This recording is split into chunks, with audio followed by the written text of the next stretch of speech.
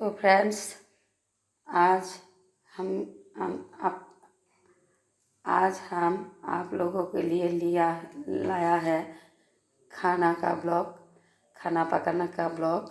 ये देखो, चितल भापा और कातल भापा मैंने बनाया है। इसमें डाला है सर्षे और पोस्तो और काँचा लंका, मिर्ची डाला है और पेस्ट करके लास्ट में दिया है धने पत्ता कुची। देखो कैसा है मेरे खाना। आपको अच्छा लगे तो आप भी बना के खा लो एक बार। अच्छा लगेगा, आपको भी अच्छा लगेगा।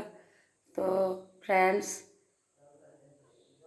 আমি বানিয়েছি আজকে চিতল ভাপা আর কাতল ভাপা, দেখতে পাচ্ছ।